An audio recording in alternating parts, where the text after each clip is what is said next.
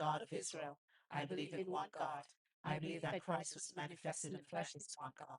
Like the old Israel repainted lambs burnt on their doorposts.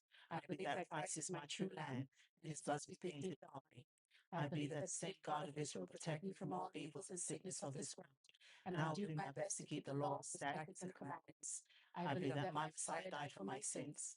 I believe that he raised from the dead, and I believe that he will come again to judge the whole house of Israel.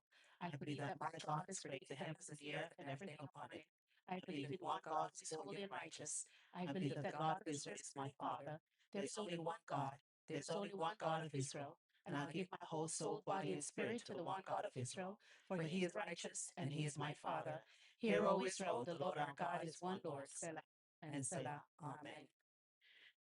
Lovely. Peace and good afternoon, everybody, and welcome to this Saturday's message. All honor and praises to the Lord God of Abraham, Isaac, and Jacob, the God of Israel, for granting us breath, strength, and understanding today. We are going to do things a little differently today.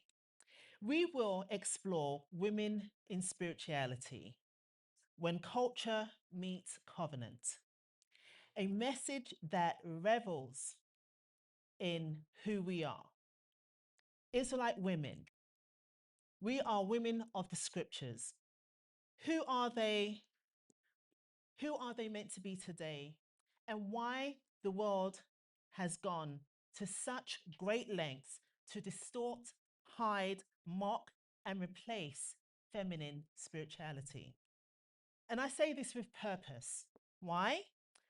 Because culture without covenant becomes empty tradition.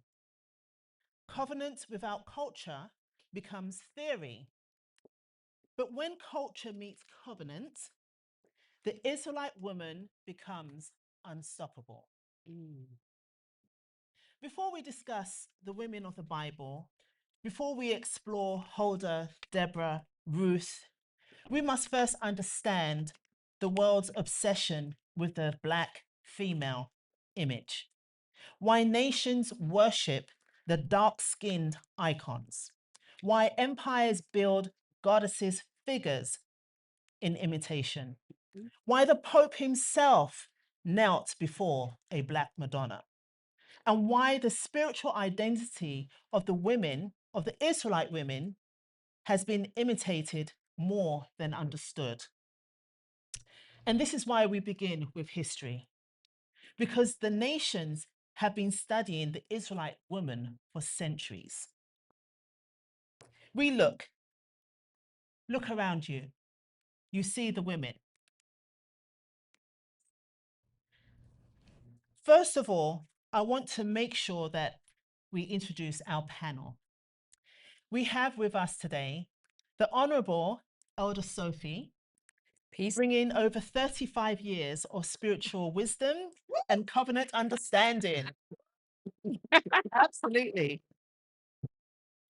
We also have our lovely Rachel, sorry, Rachel, got to say it right. She's here today to offer her lived experiences and heartfelt reflection on the modern journey of an Israelite woman.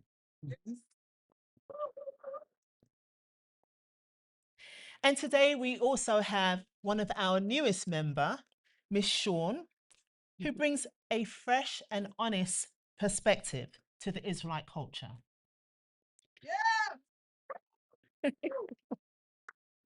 And of course, you have myself. I am Officer Charmaine, and I will guide you through this exploration. Okay, yeah, you can. That's right. You can do that. Okay, so as we said, we want to start with history. And it's very important because history helps us to understand why we are here today. How come we are here today? And as I mentioned before, the world is fascinated with the Black feminine divinity. And let's say it how it is. They are fascinated. So why do nations worship the dark-skinned female icon? Before we go into scriptures, we must understand this. The nations have always worshipped the dark-skinned female figures. They carve them, they paint them, they crown them, they pray to them, they spray them, they build institutions around them. Even when they reject, suppress, and disrespect the living Black woman. The symbol of Black women remains spiritually powerful in their theology and philosophy. Let's examine why. The earliest sacred feminine imagery was Black. Across Africa, the Near East, ancient Mesopotamia, early Europe, the feminine divine was represented with melanin, woolly hair, curly hair, broad features, and dark skin. We're going to see this today because the world remembers the image of the woman of Israel, even when our people forget ourselves. When Israel was scattered among the nations, our symbol remained even when our identity was erased. Now you can check this out for yourself and listen to this carefully. Europe's oldest Madonna is Black. Ethiopia's Mary's icon is Black. Russia's Black virgins are dark-skinned, whichever way you want to put it. Spain's most revered statue, La Moneta, the little Black woman. And then, of course, you have Poland, who worships the Black Madonna. Interesting. It is. So the world preserves our image while suppressing our identity. And I want to say this because when you look at history, you'll see that it was Egypt that created Isis, Greece created Athena, Rome created Diana, Canaan created Astaroth. The Hindus created Kali, Durga, and Parvati. They witnessed the spiritual power of Israelite women and built counterfeit goddesses to imitate that authority. And remember one thing, counterfeits are born only when originals exist. True. Right? Very nice. So nations, what do they fear? The resilience of a Black woman is unmatched.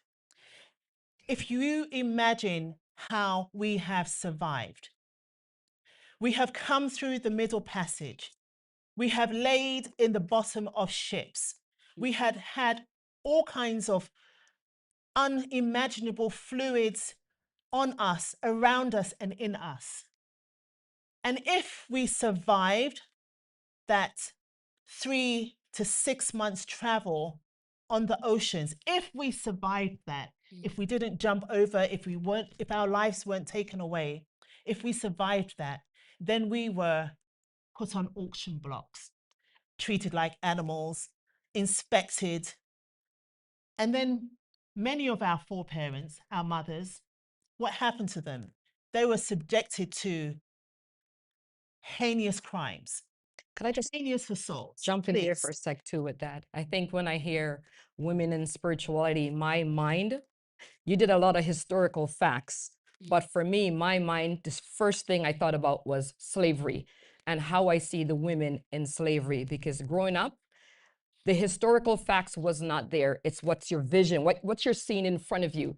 So that's the first thing that you think about when you're thinking about what am I going to be as a woman. It's your mother, how she is. It's maybe a sister. It's maybe an auntie. Maybe the auntie is what you want to be, but my mind doesn't go more into the historical facts. It goes more into slavery and what we have to overcome and why that is not talked about more. And we are going to get there. We definitely, you raise a really good point. But as I mentioned before, it's really important to understand where we're coming from, because we did not just turn up as slaves. We came from somewhere. Our elder Shadrach, he prepared a musical play which depicted our life, the journey of our life. Okay, and so we didn't just start at the west coast of Africa. It was so much more than that.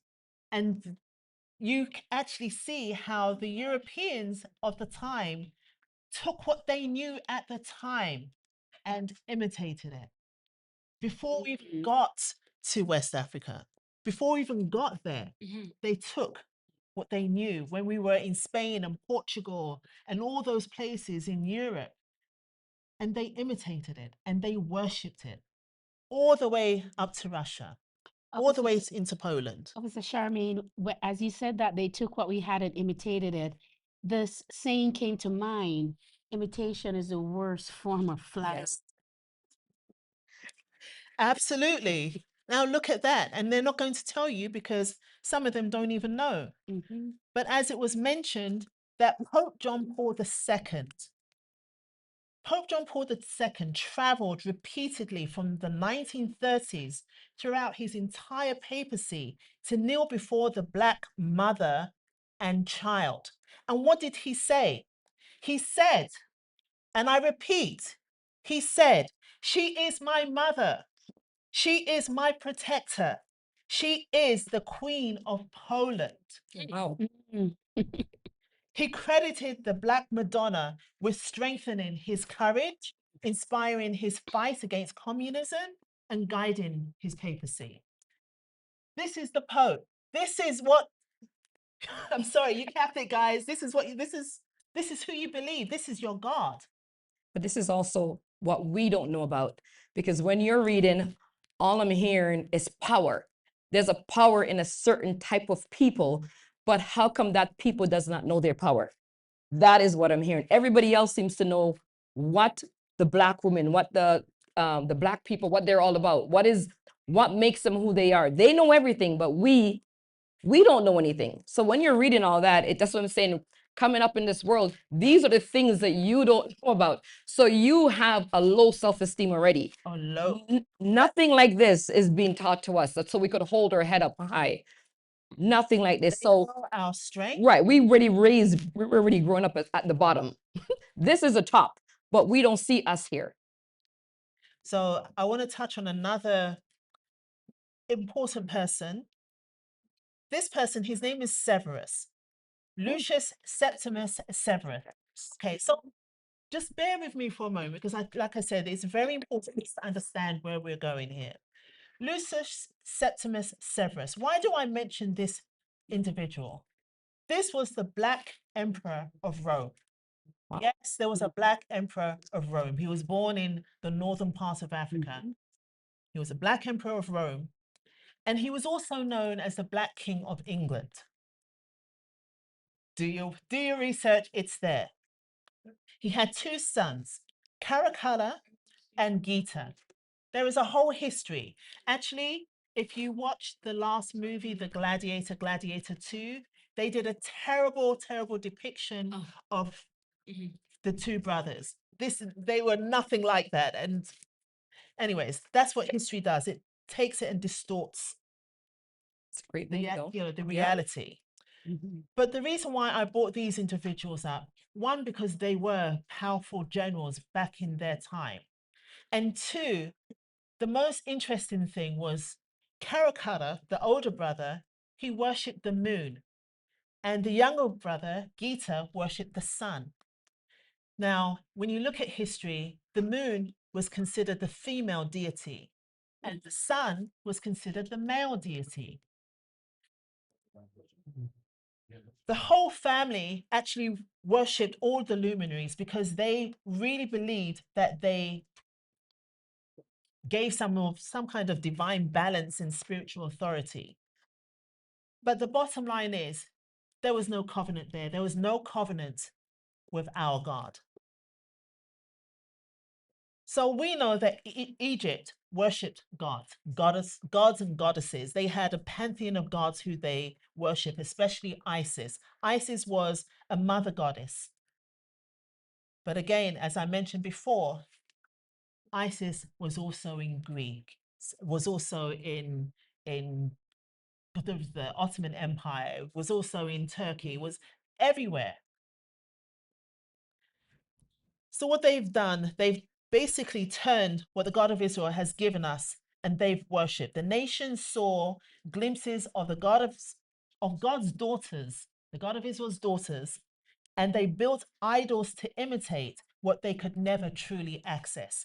Does that not remind you of somebody? Was that not Lucifer's goal. Mhm. Anyways, just a thought. Just a thought. Okay, so now we've got that settled. Okay, you see how the Black woman, especially the Israelite woman, where she's coming from, and what everybody else in the world seems to understand, except for For us. us. Amen. And one of the things that I want to focus on at this part, in this part, maybe the first 30, 45 minutes, is looking at some of the most powerful women that have walked the earth that was Mhm. melanated. Okay. I don't know. I should actually, before I go into that, because I'm going to be talking quite a bit, I'm going to give it over to our Sean Mhm. and share something. Share something about you, about the subjects. Now, as I sat here and listened, there was much that was said that I readily identify that was missing because through the years and learning history, none of this was taught. Nothing of it was mentioned about the power that we had. Right. What we saw was from the door forward. We Exactly. never saw what was behind the door or where we came from. So we were led to believe that we came out of West Africa. That's what we were taught.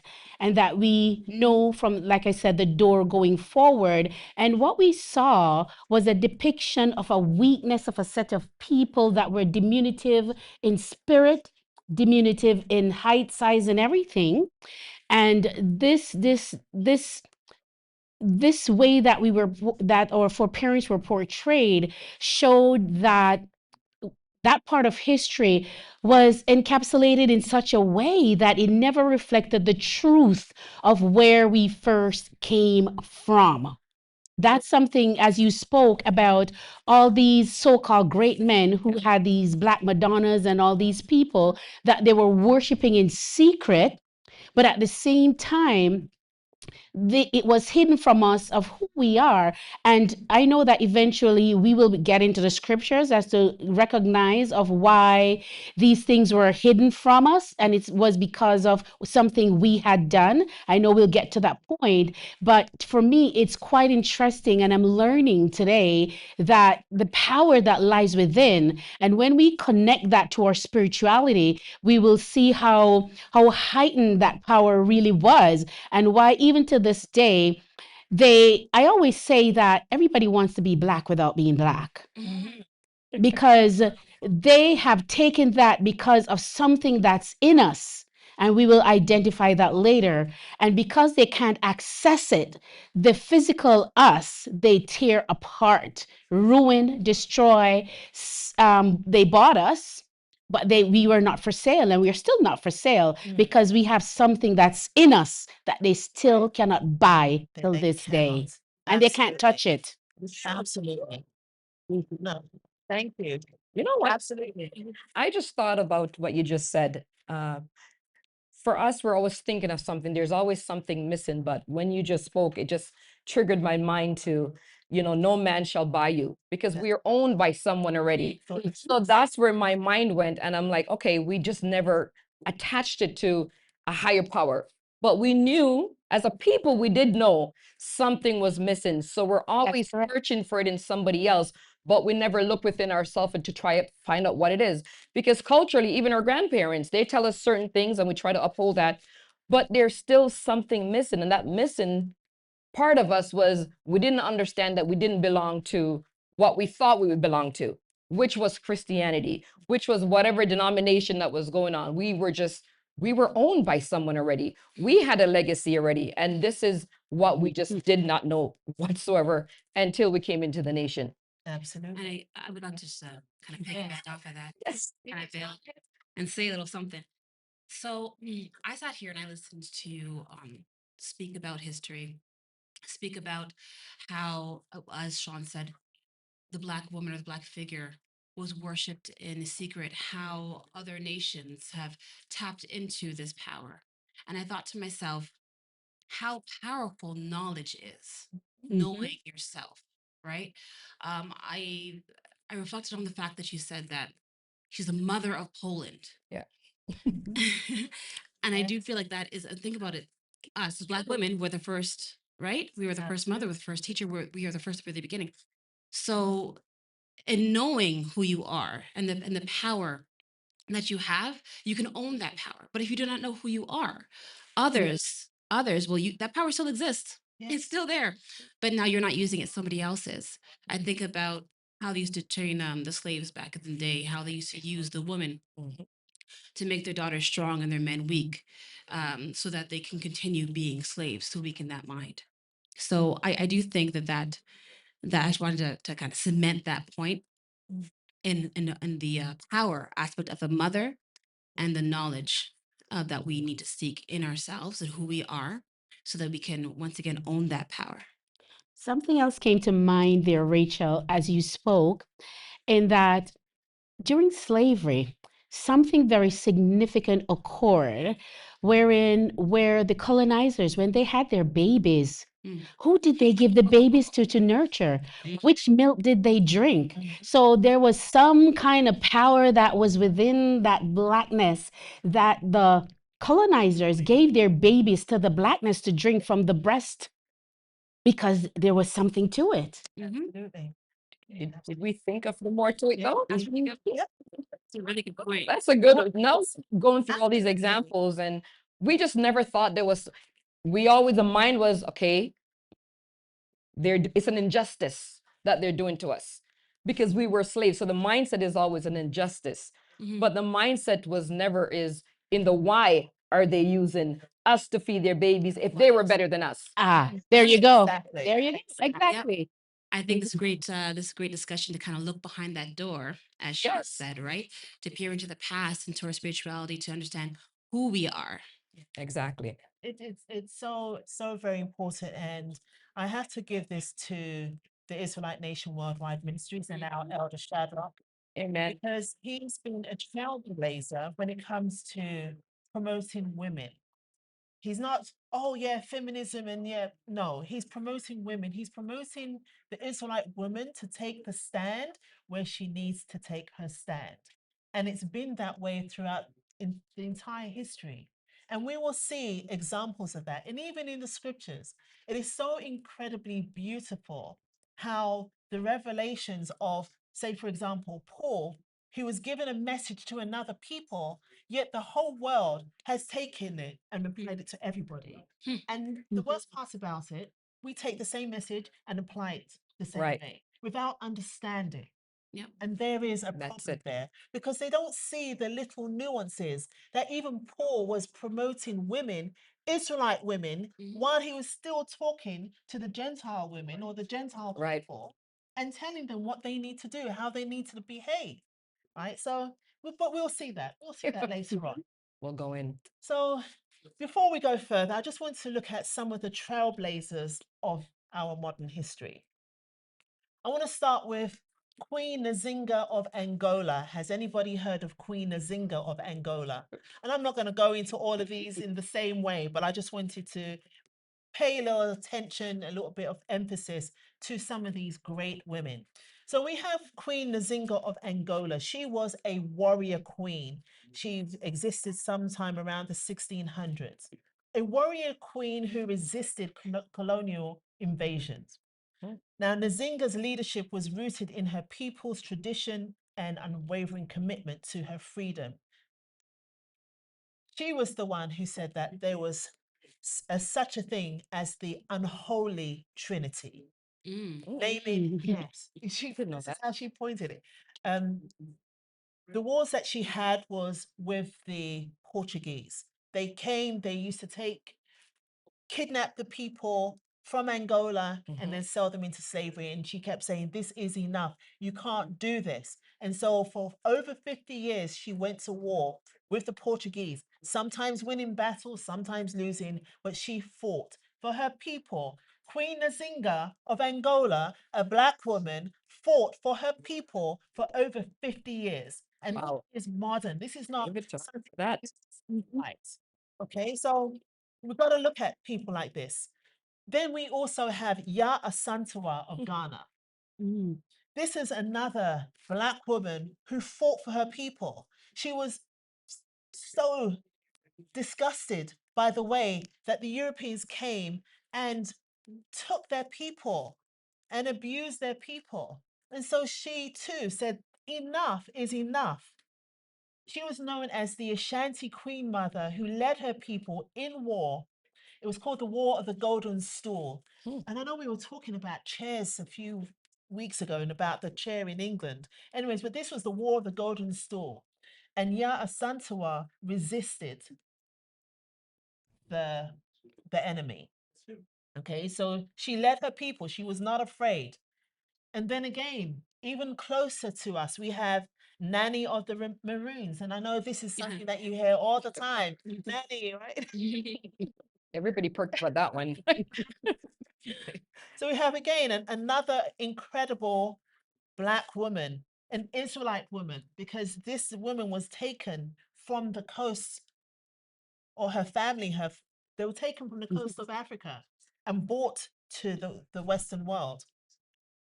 And again, she was a spiritual leader who guided her people to freedom in Jamaica, blending African traditions with a fierce commitment to liberation. Mhm. We have Harriet Tubman. Somebody said that was their favorite. Was it you? Mine, yes. Yes. You want to tell us about Harriet, or do you want me to? No, you No, can you go go. ahead, but Continue. Tell there us. was Continue. and as I looked at Harriet Tubman, it always, knowing what I know today, she became a little bit more important in the traverse of history because of what she did, because the identity was kept from my foreparents back then. And as I looked at her and what her spirituality represented, they described her spirituality as being connected to African Spiritism, Christianity. And then I said to myself, were they misguided? Did they misunderstand her? Because she was coming from the lineage. She's a Jacobite, and she took care of the rest of the Jacobites and got them to safety. So, is her spirituality being questioned? I question it today because of how they described it. But I like the fact that the power that she exuded, she used it for the benefit of her people. And she safeguarded her people and got them to safety across the nation up here so that they can continue to thrive and live. So for me, she was very significant because then we can see a little bit of parallel. Because when we go back scripturally and we talk about some of the icons in scripture, how there was one individual that saved a whole nation, we can see a little bit of a parallel where Harriet Tubman, with her wisdom and what she knew at that time, was able to save a set of people, bringing them across into another world. And hence we are here today because she introduced our foreparents to this side of the world. Amen. But Sean, there was a big, I was waiting patiently for you to say it. She was known as Moses. Yes. Yes. Moses. After all the Christianity thing, yes, okay, she was, people associated her with Christianity and what the African traditions and whatever. But no, Correct. they related her to Moses. To Moses, yes. Is Moses? Is he not an Israelite? He is. Was he He not was, from the book? yes. Okay, so this is the connection. This is what we're talking about. So thank you though. You're welcome. And another thing, even just being related to Moses, it's men and women relating her to Moses. Yes. And she was still a woman. Yes. So to be related or even put in the same category as somebody, a man, powerful, leading a people across the Red Sea, this woman, that means she held herself to a higher standard. Sometimes, even though they probably don't know, but you don't know who was their guide for them to even do the things that they do, because we know the children of Jacob is not an easy people to lead. To lead they're not an easy people to lead. So even all this, what she's done, a lot of it was in secrecy. You have to keep a secret, right. because it wouldn't have come to fruition if it continued the way that she was going. It has to be a secret here, a secret here, a secret here. And I'm telling you, for a woman to do that, because the women is known as the, so I believe, me personally, when I hear even the stories, I always believe, even though you don't connect the dot, but there has to be a spiritual lead. It's funny you say that, because when I think about this, remember Harriet Tubman, she is a woman. And if you look at today, I don't know so much about back then, but today you have a lot of men, unfortunately, and some, black men as well. And they will look at a woman and say, oh, you shouldn't be speaking. Oh, you should be quiet. Oh, who are you? Why are you saying this? And I'm thinking to myself, the men that she led weren't little tiny, They were not. they were big, They were strapping men. slaves. It's like, Miss Harriet, when are you leaving next? And then she's like, well, you know what? Just meet me here and then we're going to go. And she's taken them hundreds of miles on foot, hiding from dogs, hiding in the bushes, and they're looking to her to guide them time and time and time again. Imagine one of them turn around and say, well, who are you talking to? I'm the man. Oh, well. You know, Probably was a Officer few. Charmaine, Officer Charmaine, A few. listen, It's like, but the wisdom and the power of a woman. Oh, Because our elders spoke about that in one of our lessons already, talking about the power of the woman yes. as we dealt with certain characters in the Bible with the Lazarus and stuff like that. But as I sit here and I reflect on even Harriet Tubman, right? This woman, she was wise because of the things that they did. Water, which we know is life. She used water. And there was one of the song that is called "Wade in the Water." Children, wade in the water. Those were messages. The cornrows that they used in the hair. Those were messages with the style of the cornrows that they used to say, "This is the map. This is where you're gonna go. This is what you're gonna do." And as they were all there, and they were humming, "Wade in the water." It was a message that we were, yeah, God's gonna trouble the water. It was time for them to get up. That shows the power that we as a people had even back then. And one of the key message in that was the unity. yes, absolutely. Did I say any more? Absolutely. Thank you. Success, I unity, like this. success. Mm. Wonderful. Beautiful. See, got some excellent singers here. Thank you. Not here. Okay. Thank you. Oh, wow. Wow. So another lady that I have here is a woman by the name of Katherine Johnson. Anybody? Katherine Johnson? So she was a mathematician whose intellect broke barriers at NASA. So, The movie. yes. Yes, exactly. They did the movie. Yes. There was a movie, exactly, and they were showing all the women that was there, the black women that you would not even imagine was there because nobody ever talks about them. It's like, my goodness.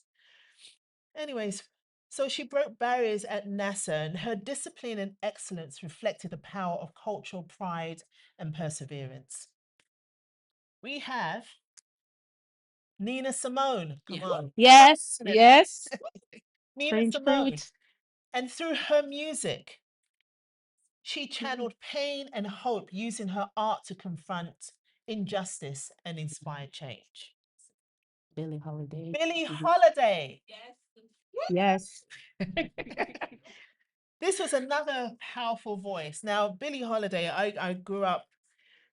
Actually, I got to tell you a story. This is related but not related, but it was really quite interesting. My first introduction to Billie Holiday, I was 11 years old in secondary school. And I remembered this because I was speechless when my teacher, he had a small record and he put it on the record player. Okay, so I'm showing my age. Anyways, but he had a small record and put it on a record player and he was playing it and he told us we have to listen to the words.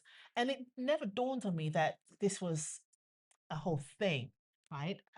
The concept of music wasn't really there. So I'm there, I'm sitting, and it was called Strange Fruits. Mhm. This teacher was a very tall, thin European man. And he was teaching me about this not impressive, not good. I should have known this from my own community. But anyways, I was very impressed. Still the same today, though. Yeah, Still the same. it's because the way he was talking about it, and he was talking about the slaves in the deep south and what used to happen to them. And I'm like sitting there in my 11-year-old body, completely gobsmacked, looking at him. And it's like, this is incredible. I've never heard anything like this. But So just want to say something. It's still the same today. Our story is told by someone else. That's right. And it's never our own. It's never our own color that's telling the story. Mostly all the movies that we watch, it's not told by us. It's probably since 2019 that we're starting to come into, oh my gosh, we have to wake up. Then Negroes to Hebrew came out, and everybody was buying that book and doing all these things because we are trying to find what is the secret sauce to us. But it's only when trauma happens, then we wake up. But I think everything that you've read so far, and that we should write it down, is they had a focus. Yes. And what does the focus equal? That's what it is when you're hearing all this. It's they had a focus. So if we keep that at the start, the focus, what is the focus and what is the end goal? I also wanted to say too, as you're saying that, the tall European man telling you about Nina Simone and strange fruit, it was Billie Holiday, and it was very strange. right? This was just like my teacher, and he's talking about the black people, Mhm. the South, Mhm. and how Yes. they were brutalized and put, on trees, hung on trees. Mhm. And this is what he's explaining, and I'm, my eyes are like bulging. It's like, this is, I don't Yes. know. There was no words for it. And I want to share a story just to kind of capitalize on that. Was when I went to see a movie called, I think it was a 12 Years a Slave. Oh, It's a really, if you haven't seen it, try and see it. It's a really good one. But in that movie, in the theater, sorry, I went to the theater and I could probably count maybe 5 or so people that look like me in that theater, but the whole entire theater was sold out. And I think it was with my daughter. No, it wasn't my daughter. It was my husband. And I was talking to him, and he said to me, he said to me that this story isn't just it's happened to us. People think, oh, it happened to us, but it's their story too. Not just as the person people who sold us and slave masters, but also the people that let us. The railroad wasn't just made up of free black slaves. So it's their story too. That's a very, very good point. That's a very, very good point. You can't just separate history out. History comes in a package. It's not in a silo. It's there, right? And it affects everybody one way or another. The only problem is the victors are telling it in a different way. Yeah. And then, and it's not always the way it was. And that's give them the power. right? Mhm. So that's why it's important for us to really understand, because the one thing about all the people that I've read about and the people that we're going to read about, all of these women, we carry their same DNA in our bodies. We carry the same memory. We carry this. It's all the years and years and years of struggle. I've heard it referred to, I think Elder Andrew actually referred to it as PTSD. It's a form of PTSD. It is. You are anxious and you It have is. no idea why. But it's It because is. it's there. There's something that causes you to be, to think automatically about, oh, there, there's something that's familiar about your situation that you can actually feel it, you know? Yeah. So we carry that same DNA within us. Just to even That's why it's important to know. Yes, and just even to add on to that, think of it, 400 years. There are things that we do today, plus. There's things that we do today that we don't even understand why we do it, how we treat our children, how we treat each other, how we treat our men, because 400 years of conditioning has done so much to us. And as women of today, not all, but even people of today, Jacobites, they want to forget. They don't want to know. They want to forget. They want to put it in a box and never ever see it again. But we need to know. We need to understand, because if we don't know that we're sick, how are we going to get better? Right? That's right. That's absolutely correct. Follow up to that, because when you first started speaking, Rachel, I started to think about what you were saying, and then Officer Charmaine actually said the words PTSD, right? Because I said to myself, you said 5 people were in the movie theater. I probably would not have been the 6th person either. And that's just the truth because of the trauma. Right. When That's it. when these It's a lot, movies yeah. put out, it's never from a happy space or a happy place.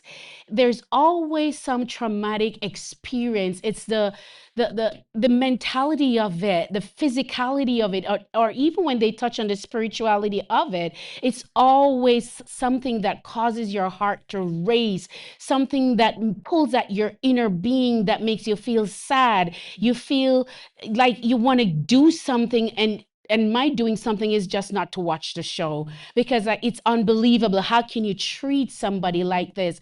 But at the same time, I hear you that we need to hear this history. We need to know the truth. And in order to move from the truth, then get to understand why it happened and what our history entailed, so that then we can begin to acknowledge and accept and then move forward from it. But it's a hard pill to swallow, what had happened to our foreparents in history.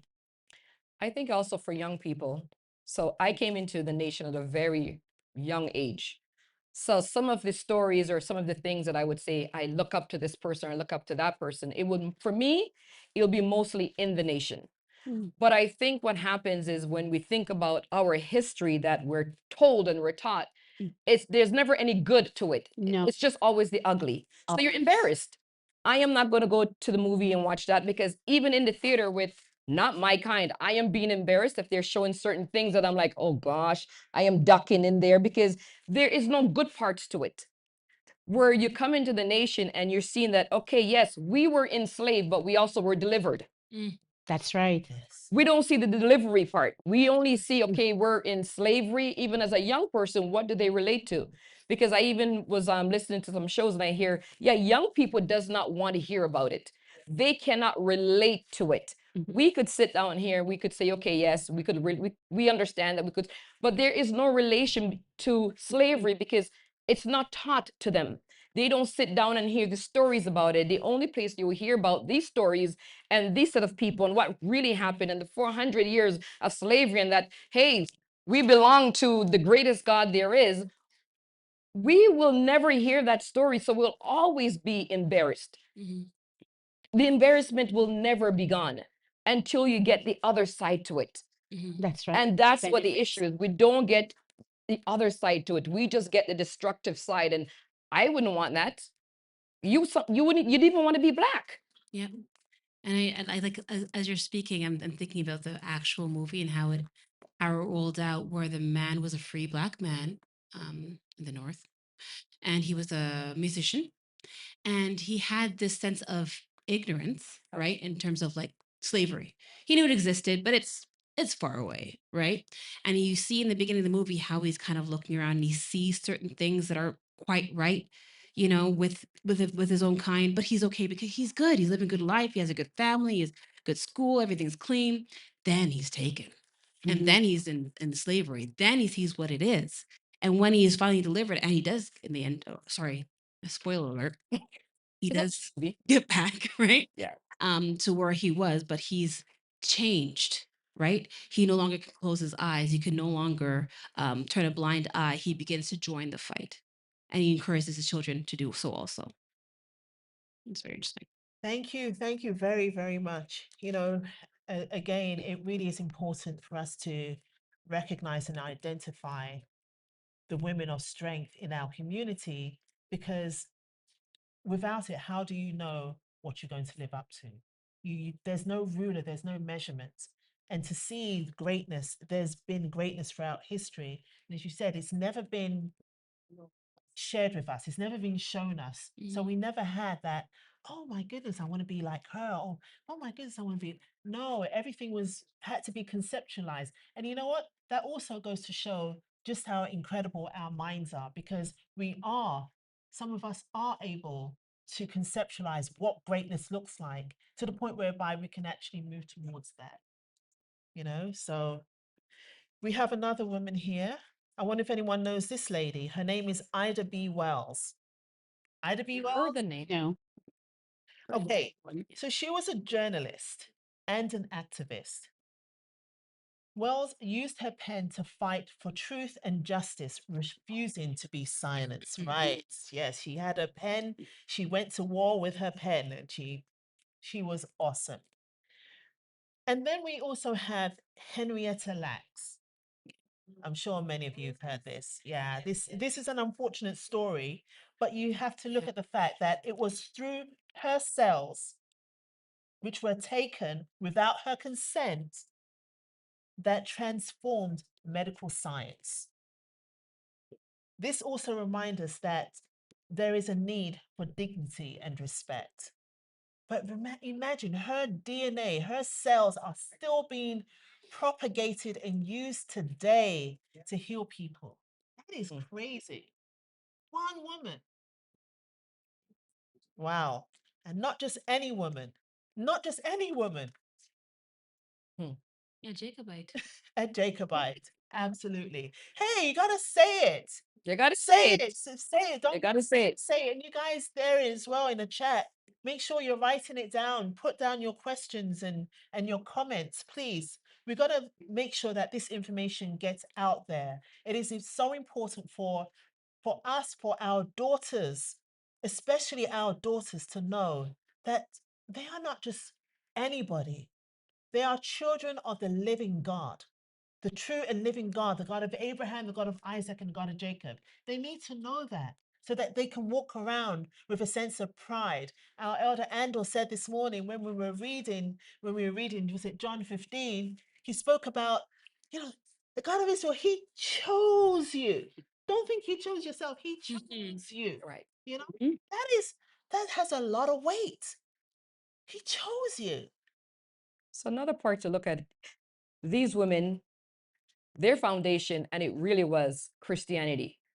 When you hear the history, they always Pointed that way. pointed it out too. It's their spirituality, their God, their whatever. So just imagine us in the Israelite nation, what we can do. They did move mountains, not even knowing who they truly were. That's the thing. So just imagine what we can do, even leading up even to our new year as Israelite women. And that is the foundation of why we sit here today. Who are you? What are you confident in? And you should be confident in knowing that this truth, because these women, they didn't know it, but they did move mountains. So just imagine what we could do. Imagine what we can do, and imagine that doesn't matter what age you are, but you come to know this, like you come to know that, hey, I'm an Israelite. Oh my gosh, there's laws, statutes, and commandments. Oh my gosh, there's things that I cannot eat. Oh my gosh, there's colors that belong to me. Oh my gosh, my child is supposed to be this. Oh my, like there's so many oh my gosh moments that we have known who we are, and we don't live up to the oh my gosh moments. What we're reading today, that is what's out there in the world, but there is no connection to who they really are. And I'm telling you, being in the Israelite nation, coming to know who you are, coming to know the God of Abraham, the God of Isaac, and the God of Jacob, that is our confidence. And that would make us great Israelite women. Absolutely. So that was That's good. that's just a few individuals throughout history, but there are untold musicians and actresses and doctors and lawyers and politicians, all our foremothers. Even today we have so many examples. The biggest problem is that they do not understand their true culture. They do not understand who they are. Amen. And as Israelites, we know that our culture is our spirituality, and our spirituality is our culture. And when culture is present, it empowers resistance, it empowers discipline, and it empowers purpose. When culture is present. When culture is missing, what do we have? In the case of someone like Harriet Lacks, dignity is threatened, and the principles of covenants are violated. Right? So it's been removed from us because we don't look at spirituality and culture with the same lens. They are separated. Right now, there's a fracture. You have, I thought someone was calling me. I did hear Okay, too. their lives teach us that true spiritual strength is not just about emotionalism, it's not about trend, but it's rooted in identity and discipline and a sense of higher purpose. Right. So this is what we have to get to. We have to understand that being the mothers, we are the first teachers. Right. And we teach our children. We need to teach our children. And we're going to see examples of that later on, where we have great kings, but look who's behind them. You know, a lot of people say, oh, you shouldn't be teaching. No, you shouldn't. You should be quiet. But these kings were raised by great women. Mhm. You had to be a good woman in order to raise a good child. I'm not saying all children turn out good. I mean, my goodness, sometimes you try. Yes. But there are those that are great, and you look and you see who's behind them. And there is a woman. That's correct. As the Pope says, the mother. Okay? The mother. You got one thing right. Behind every great man, there is a great woman. Yep. Absolutely. Yep. I like to tease people. It's like, yes, you are the head. Of course you are the head. But remember, the woman behind you, your wife, she's the neck. She will tell you what she needs to do. Yes, you are the head. Absolutely. But you can't move without the neck. Okay. Anybody want to say anything to, those great women that we've had in our life, in our world? I think that I think about the 1900s, from when even before that, actually, when we were freed, and all that we've gone through to get to where we are now, the lynchings, the all the pain and the heartache, and the segregation, and the lack of health care, and all these different things. And I see that we've called out some amazing women, but I think to also those women who help propel us to where we are now, that are not, they're not known, right? In a public sense. And I just want to reflect on that too. I hear you. I hear you. Absolutely. You know,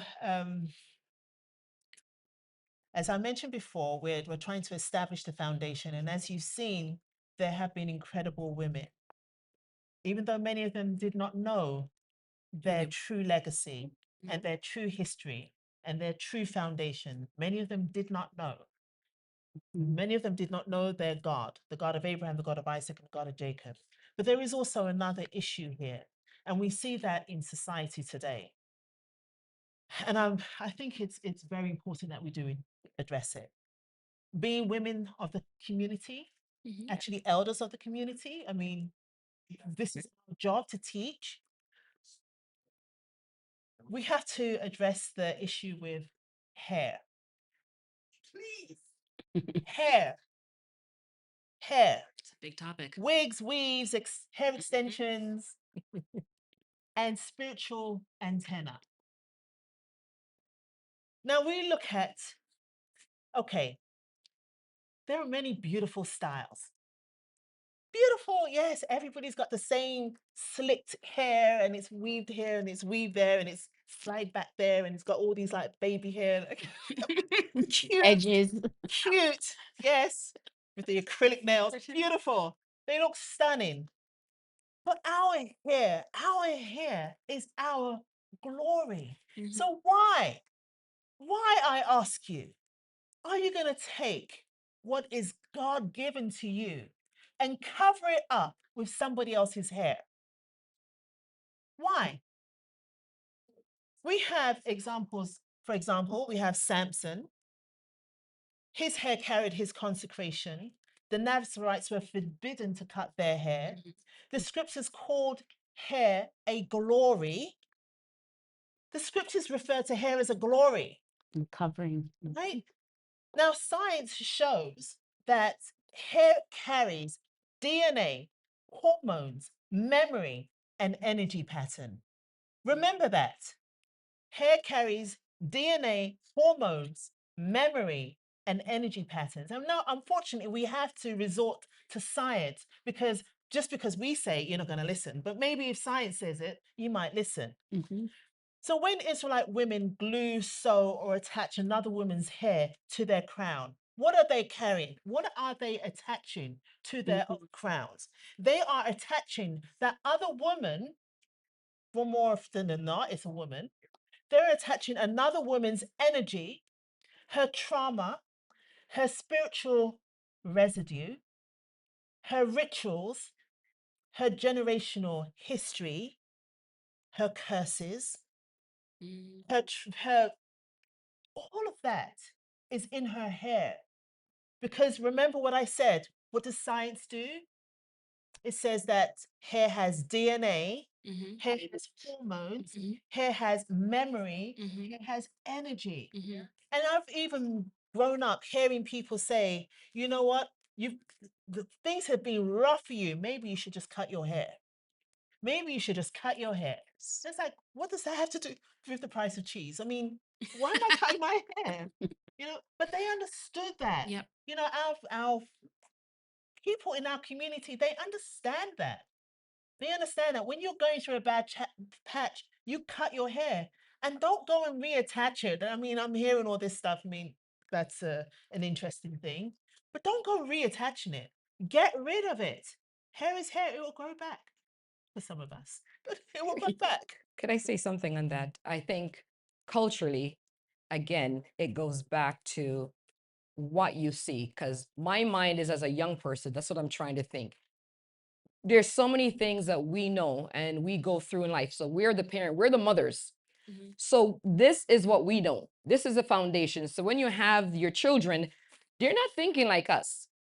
They're thinking, I want to go outside. I want to be looking like everybody else. I want the long flowing hair. They're not thinking if it's real, if it's synthetic. They're just thinking, I can't be going out there and being different. So the hair comes in, the lashes comes in. I mean, there's a lot. The red lips comes in, but culturally is what we have to look at. Culturally and what we stand for. So I think we, even within the nation, we do have children. And we do have children that wears all these things that we're talking about. But again, it's what do we do about it so it doesn't continue to the next generation. Is we as women have to become the example because we are the first teachers. And that is what the bottom line is what are we doing about it? As an Israelite woman, if we know the foundations, we know the rules and regulations that our God has given us, and we have children, then we also have to make that home an Israelite home. And if it's a law, statutes, and commandments, it's a law, statutes, and commandments home. So if you're doing something that is not okay, it wouldn't be okay in the home. And that's where it starts from. It would not be okay in the home. And I believe that growing up, if there was something I was doing and I went home with it, the home became uncomfortable. So it wouldn't be a home I could just go in and sit down and myself and mom and dad were just laughing. No. You're getting the looks.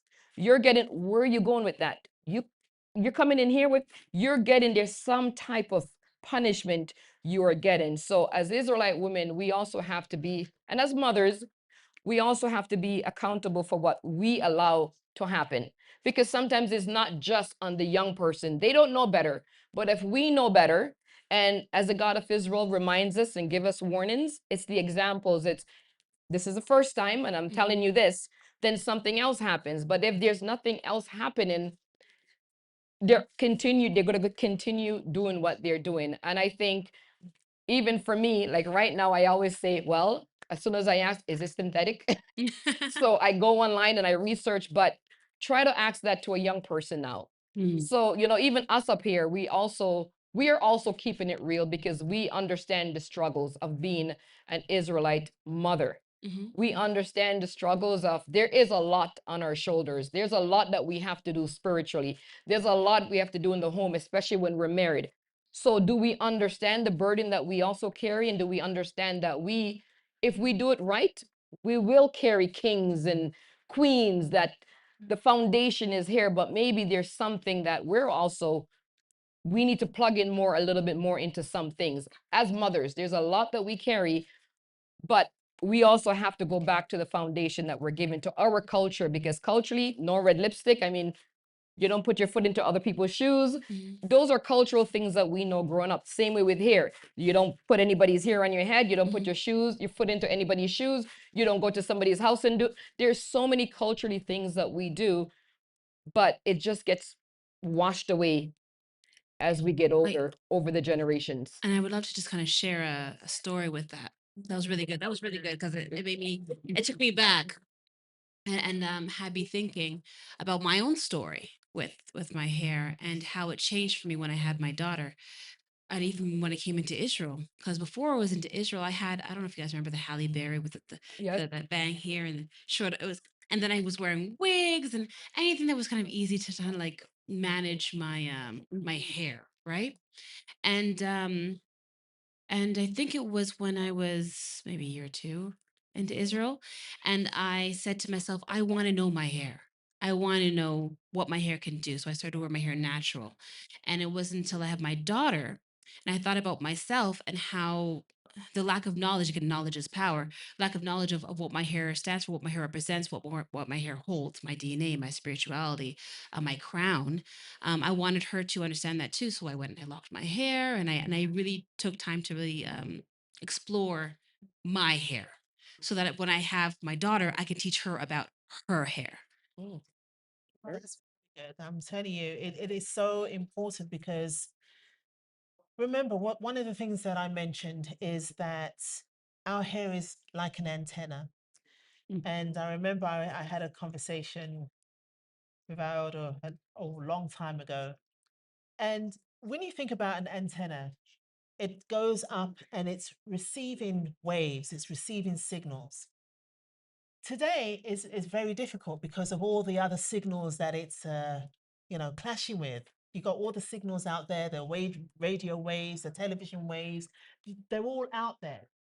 Now you imagine if all of those other instruments are like denominations and philosophies and everything, we are faced with the same challenge with the little antenna that we currently have today, trying to get to the signal to the God of Israel. And you have all of these other frequencies getting in the way, getting in the way. And then you compound that with somebody else's hair. What is your antenna picking up? Mm. How is that communication with the God of Israel? What is actually happening there? It's bad enough with everything else around us, but then we put it on ourselves on top of that. My goodness, that's like a curse upon a curse. But you know, Self-inflicted. Officer Charmaine, Officer Charmaine, I have to just let me say this. Go ahead. These things are happening to our generation because number one, they are not able to define what spirituality is. That's it. That's key. They don't know what spirituality is. And let me say, at my age, I didn't know either. Let me be the first one to put it out. I didn't know either. I thought I knew, but then I realized that I didn't know. So then, what is spirituality? Because if they understand that the spirituality, they're looking for a connection to a higher source, a higher power. And for us, we know who our higher source is. That is the God of Abraham, the God of Isaac, and the God of Jacob. So when you begin to filter, and cut your pathway to get to that source and then to begin to redefine your spirituality, then you begin to shed. Things begin to shed, they begin to fall off because then the alignment begins to change and you begin to understand what your source, who your source is, and then your spirituality, that connection to that greater source begin to change because you now are starting to understand what spirituality is. Okay, so Yes, that's it. very good. You know, as you're speaking, I'm thinking about all of these things. It's like, oh my gosh, it's such a loaded question and such a loaded point. And it's very well emphasized because like yourself, I had no idea. Everything I learned about spirituality, I learned right here. Right here. Everything. So out there, you think you know, but you don't know until you're here. So I like to liken our spiritual self, and I love to use this analogy because I feel like it best encompasses who we are. As an individual, we are three parts. Mhm. We are body, we are spirit, and we are soul. So 2/3 of that belongs to the spiritual realm. So you're looking about 70% of your existence belongs in the spiritual realm. Mm. The earth is the same. The earth, 30, right? Yeah. 30% is physical, it's land, it's landmass, it's mountains. 70%. 70% is water. Mm-hmm. Now you imagine, and this is what's happening today. A lot of people, they're saying, well, you know what? I don't need a God. All I need to do is tap into my spirituality. Universe. Okay. Yeah. Yes. The universe is so Yeah. wonderful. Okay. So what do? They start to go swimming into that world, into that water. Mm-hmm. But what happens? You don't know where you're going. You don't know where the anchors are. You don't know how deep it is. You don't know how wide it is. You know nothing. And don't know what's in it either. Spiritual realm. You know nothing about it. You don't have a ship pilot. You don't even have a ship. You don't even have a dinghy. You don't even know how to row the dinghy. No when you get one. captain. You have no captain. You have You need a nothing. captain. You have You need nothing. a captain. So you're gonna go and venture into the spiritual realm with nothing. You're gonna get hurt. You might even drown, right? Because that is vast. You don't know. You don't know if there's sharks. You don't know what kind of fish, if it's poisonous fish, if it's one of those blowfish. You don't know anything. You don't know about the little urchins that grow at the bottom. What's going to happen if you step on it? You don't know. This is the spiritual realm. It is vast. It is huge. It is deep. And there are professionals that know how to navigate those waters. And not all of those professionals are going to take you to a destination that is fitting for you, right? That's not their job. Their job is to take you away and deceive you. You think it's a tropical island, and at the back there's a volcano, right? This is where they're taking you. So you don't know. And that's why we need our guide. And our guide is our God. Amen. That's right. Right? The God of Yes. Abraham, the God of Isaac, and the God of Jacob. And this is why it's important. He is the captain of our ship, and he will steer us where we need to go, when we need to go, how we need to get there. He will focus on that. And this is why we need an anchor. We need an anchor so that when we are here on earth and we go out there, we could come back, nice and safe. We go out there and we come back. We go out there and we come back. That's fine. But this is what we need. But today, what do we have? We have people going into the ether. And it's like, oh, thanking the universe. What is that? And it's like, just put it out there and think and imagine, and it will manifest itself. Okay, you know what? That's great. Oh, that works for you, then, ooh, yeah. But for us, that's not going to work. No. Because when you remove God, what are you doing? There's all these like self-help gurus. What do? They remove the spiritual aspect. And then you're left floating and wandering, with all the goodness of the universe. That's what's happening. It's like if you stand for nothing, you fall for everything. Absolutely. You need an anchor. I don't care what they say. It's like, oh, well, oh, you don't need God, or you don't need this. Just go and hum and and make these sounds and Or they point you to the community or to relationships or to other people to AI. and to AI. So the thing about it is when they are pushing you or guiding you to find the spiritual source, they always go to nature. As you talk about the body of water just now, they go to nature. But we understand through our studies and our understanding of who the God of Abraham and Isaac and Jacob is that we go to the creator. We do not go to the creation to find spirit. Mind you, there is spiritual meaning in the creation because the creator created the creation, that we respect and we acknowledge that. But we as a people, we want to keep that cord, that vine. We want to stay connected. So we're going right to the top. through the Amen. Christ. We go right to the top to stay connected. So we're not going to go into nature now to say, I'm going to find myself. No, I have already found myself. Yes, Yes, exactly. And when I held on to that rod, I knew who I was. And I've made a decision and taken a vow to continue following that path so that Right. my spirituality is being redefined all the time. And when you allow your spirituality to be redefined, then you won't have to look to the trees, you won't have to look to a fish, you or a rock, or I don't have to look to even to Officer Charmaine. Even though she's my brethren and I need her, I don't have to look to her because I'm guided to where to look and who to look to. And because I also have a significant piece of thing within this nation, which is the altar, where we can go through that to get our connection. So spirituality, when we take it and we own it and allow the God of Abraham, Isaac, and Jacob to help us redefine it, then we don't have to go to these gurus any at all. Amen. Okay, amen. Amen. Absolutely. And I also, and also, could we get a mic for everyone else that wants to talk, please? It's over there. Oh, the mic is over that side.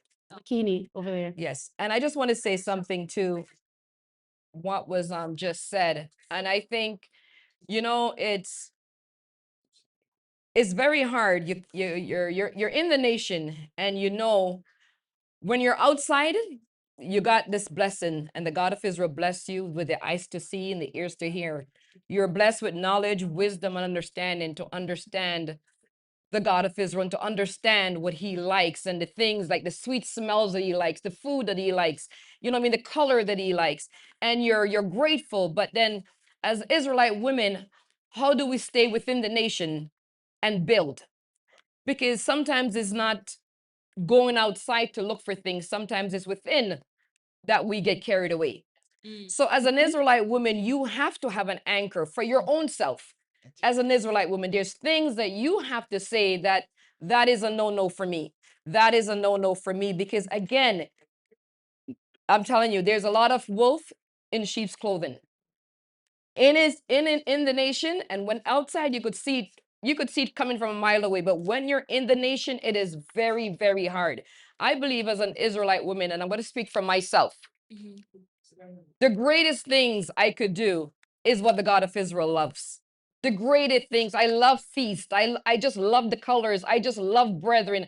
I love all these things. But he also gives us signs and wonders to say, hey, let me step back when something doesn't feel right. And I think the blinders comes on when it's each other. And that's how sometimes we're easily get swept away. But if you understand, like this morning, the lesson, what is a friend? You know, what is a true friend? What is a brethren? What is my role in the Israelite nation as an Israelite woman? What is my role? And dig into that. Don't focus on what her role is. Don't focus on focus on yourself. Like, what is going to bind me to endure it until the end so I could get my reward? And sometimes when we're off that path, I'm talking self. I'm not talking everyone else, because sometimes you're responsible for your own soul. So I can't be coming to the God of Israel and said, somebody made me do this. Somebody made me do this. Your spirituality is your spirituality. And if something happens to knock you off your spirituality, it is you. So we have to find things as Israelite women that, you know what? Like this morning, you know, you hear about what a friend is. Like even this morning, you're hearing about, you know, when you read the scripture, we're reading John 15, and you're hearing about how the God of Israel loves, you know, as long as we keep his law, statutes, and commandments, the things that he loves. And, you know what I mean? He would love us, but he doesn't love everybody. So again, it's like once you drop the ball in something, once you drop the ball and something, and if it's the God of Israel doesn't like it, I can't keep going, but the God of Israel, no, only the God of Israel knows the God of Israel. Only he knows what he's unhappy with today. Only he knows what he's happy with. But he's given us the law, statutes, and commandments. He's written it down for us to keep that. He's written it down that, guys, I don't want you wandering in this world, having confusion, going this shrine here, this shrine there, because you know what? There's one person in charge. So it's easy. I'm making your life easy for you. There's not much to think about when you think about it. You came in, there's a leader there. So all you guys have to do, you don't have to worry about this one or that one. Focus on the leader. Focus, making sure the leader is teaching you about me. Focus on, you know what? The things that I like, he's continuing to do, but there's no focus on anywhere else. Like, don't focus anywhere else. Like, really and truly focus. Focus on you. Focus on what you want in the Israelite nation. Focus on your spirituality. What do I need to do? I'm telling you, you need to like go within yourself. What makes you confident? What does my child see in me that they will take something from me and want to go to service on their own? Want to do these things on their own? What am I doing? So have a mirror in front of us at all time as Israelite women, because we could make or break this Israelite nation. We could make or break our husband. We could make or break our children. So are we doing the things that we need to do as an Israelite women? Are we doing those things? And that is, I think it's, I don't know, I'm going on, but I think it's just a focus that we just, when you sit here, you think about all the ladies in the scripture, all the Israelite women, and you know, their name is written in the books. It's not wiped out. It's written in the books. Do you want your name written in the book? Yes. And how do we get our name written in the book?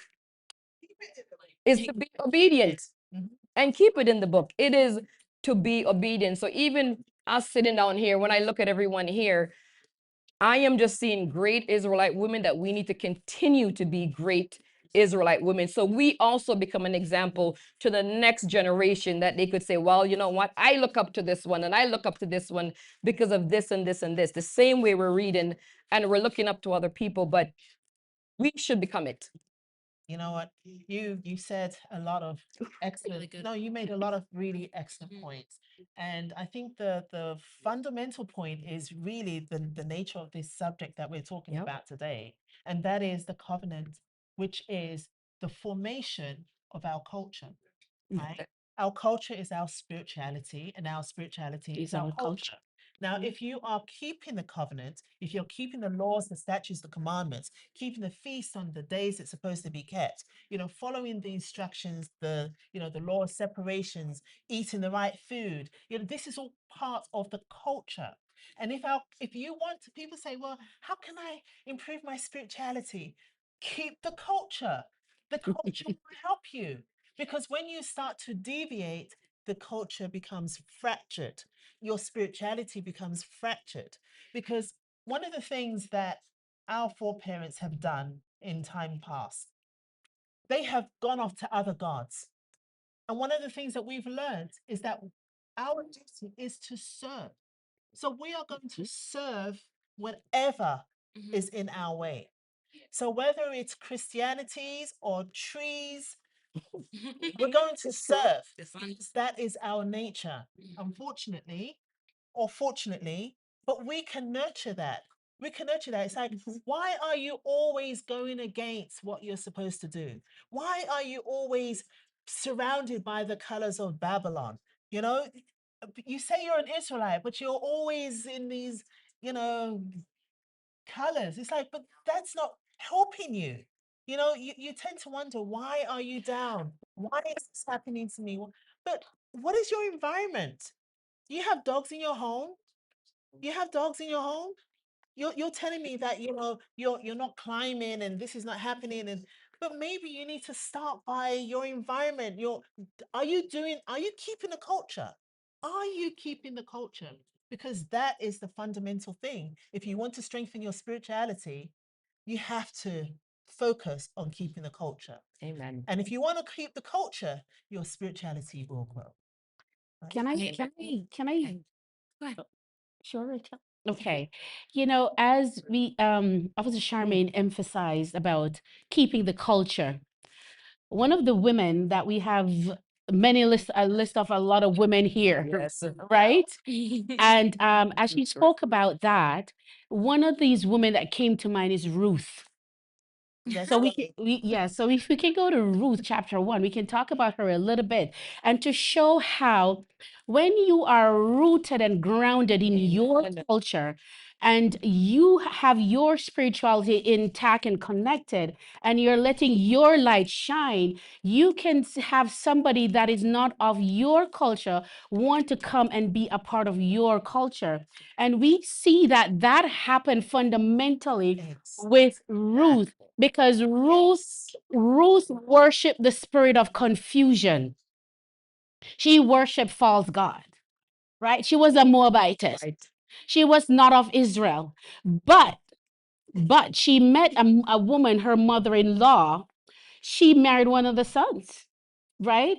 This her Naomi's. Of course, we know the story of Ruth and Naomi. Naomi's two sons passed away, and her husband, and Ruth and her sister Orpha, Oprah, however you want to call it. I think it's Orpha, right?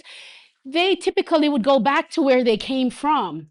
But there was something that connected Ruth. Naomi exuded what you just spoke about in terms of the culture, Yes. living the culture and the culture being her, That's practicing her laws, her statutes, and commandments in open. And this woman who lived in her house, she saw all of that. And when Ruth saw all of that, there was a spiritual shift. Amen. There was a spiritual shift with Ruth where she now looked at what was happening and said, I'm done with that. I want this. I'm going forward. I am going to serve this God that you're serving. And where you're going, I'm going. Even where you die and you bury me over there. Yes. too. Where you go, I want to go where you yes, are. exactly. I want, just like you remember when Joseph was coming out of, Yes. when they came out of Egypt before he died, he says, you know what? When you leave, pick up my bones and bring me with you. Yes. This was like a parallel, because here is Ruth here, and we know that she's the genealogy where down to Yep. David and all these things happen, right? Jesus the And Christ. she made a choice because of the culture, the lifestyle. And as our elder teaches us, right, that this book is our culture, it's our lifestyle. We don't need to go stand on a corner and memorize a scripture and assault somebody with a scripture and be militant or anything like that. True. We exercise our faith by living this culture. And Ruth saw, and this is how people are supposed to be seeing us living the culture, so that they too will want to come and know who this God of Abraham, Isaac, and Jacob is, to the point where Ruth said, when I die, bury me there too. Yes. Even in death, she want to stay connected. That is how powerful our spirituality is, and the lifestyle, the culture that we live. I think you wrap that up so beautifully, so beautifully. Yes. And we do need to read Ruth. We should read a few scriptures there. But one thing I want to show you, or to say as well, is that what we often are faced with is people telling us how we should behave when we should be showing them how to behave. That's And right. that is a big problem, because if we do not embrace our culture, who is? Nobody's going to turn around and say, oh, aren't you an Israelite? You should be doing this. Oh, you should be at Sabbath. Yes. Oh, you should be at, nobody's going to tell you that, no one. And if, we are the one that's the protector of our culture and our spirituality and our home. We are the protector. Nobody else cares. If it goes up in flames, nobody cares. So we have to do it. So and I'm going to say this, when we go out there and we are behaving in such a way that is not conducive of an Israelite woman or man, and we go out there and we are disrespecting ourselves, because that's really what you're doing, you're also reflecting on us. Yes. So if you don't care about anything else, think about your children, think about your elders, think about those that have put everything together for us. Okay? So this is what we need to look at, right? So we don't want to be disrespecting our culture. I just want to touch on culture before we shift, if we're going to shift next. But I was hearing everybody speak about the culture, and I thought about what Elder Sophie, what you're saying about what is your anchor to root you, right? How you said about it was being the culture. The culture is the rooting you, and I thought it was about myself and thought, what is my anchor? What keeps me here? What is my why? And I thought about remembrance is my anchor. Remembering where I came from, remembering why I chose to come here, remembering why I am here, why I grabbed that my vow that I made, and then I thought, that is also our culture. You think about the Sabbath day, remembering the Sabbath day. You think about it being memorial to remember creation. Then you think about the Passover to remember how he took us out of. Remember. It's all throughout our scriptures and our history and our stories, right? So I think even remembering where we came from, that also is something that we can even now to ingrain ourselves in our culture. And something else too that I just thought of is,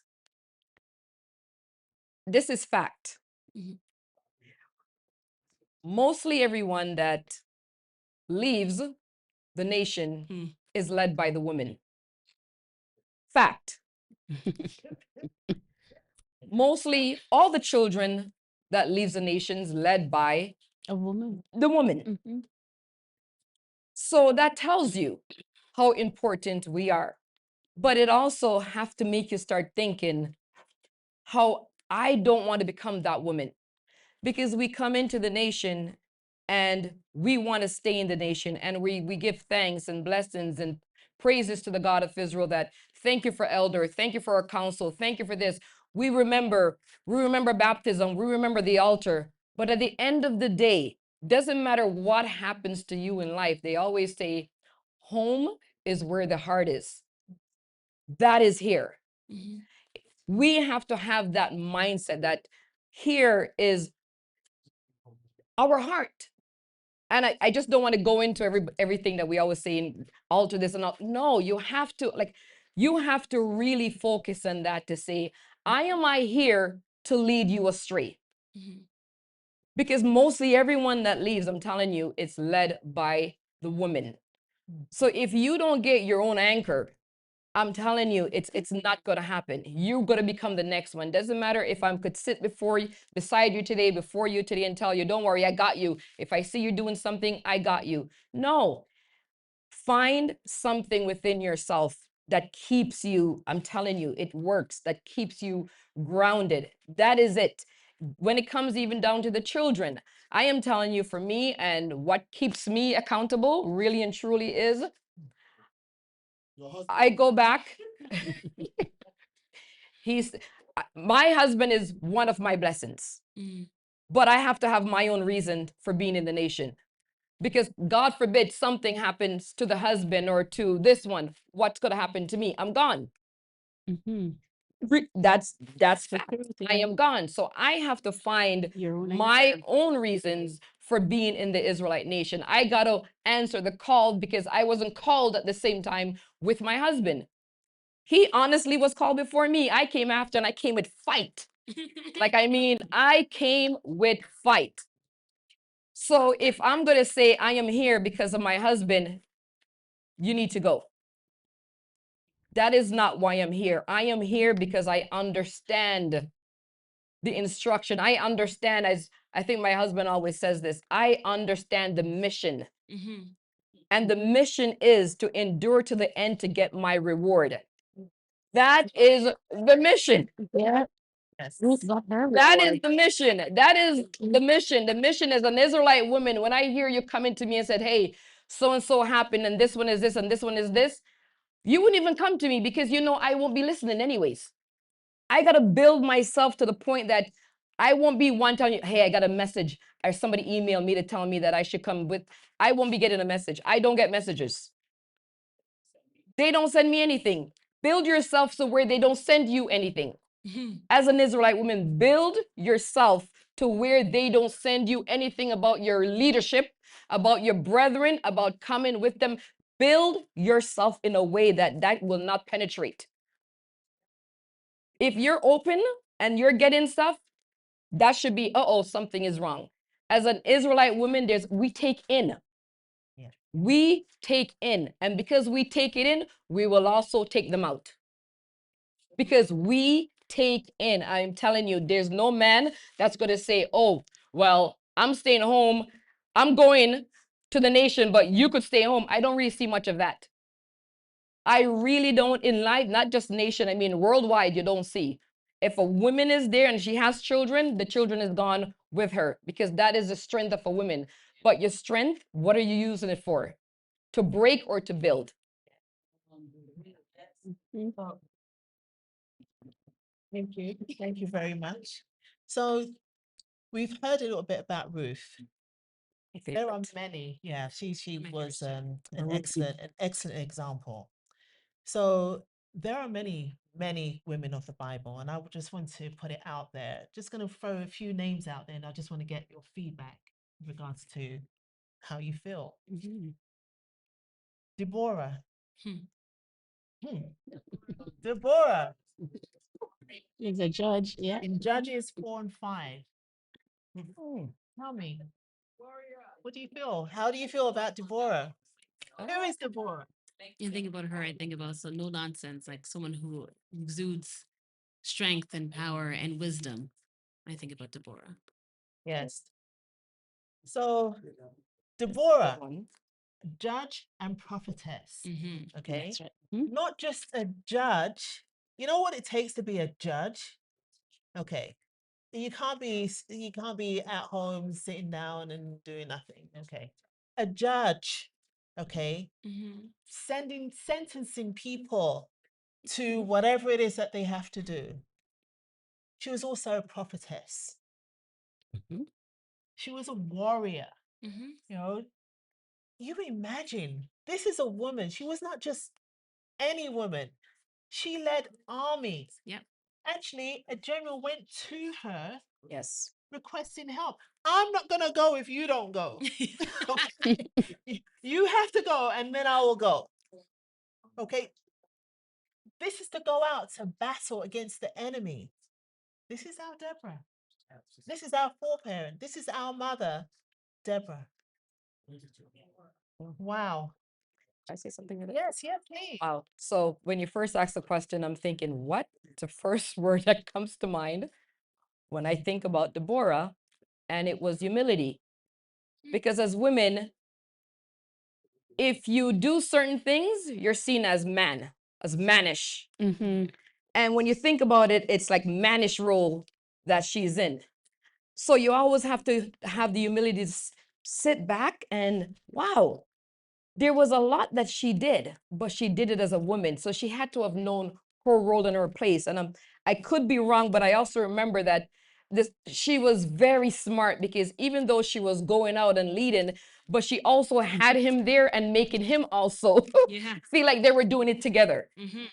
So you always have to have that mindset and that humility to also make sure that the men is who they are. You know, you don't take that just and take the place of a man. No, she was not that. She's a woman. So the first thing I thought was humility to understand even the job that she was given to do. Yes. Man. Yes. No, absolutely. No, I mean this is the yeah, it is. This is one of the examples that we have. This is someone that we have to look up to.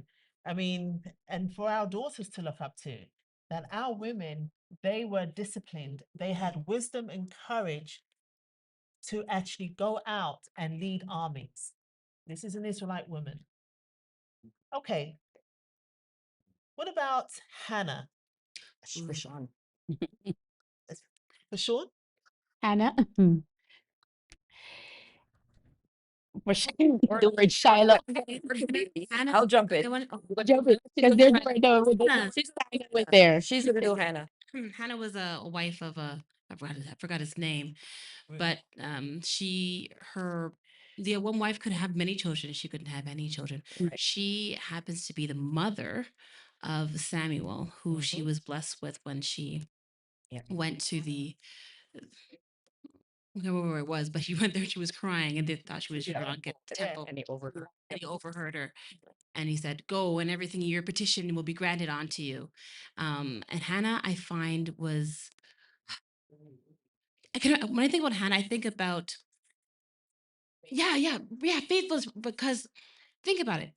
Some women have actually gone through this where they're unable to conceive, they're unable to have a child, and there's IVF and all these different things. She didn't obviously have those things for her, but she went to the God of Israel and she prayed, right? She prayed to the God of Israel for every year for this child.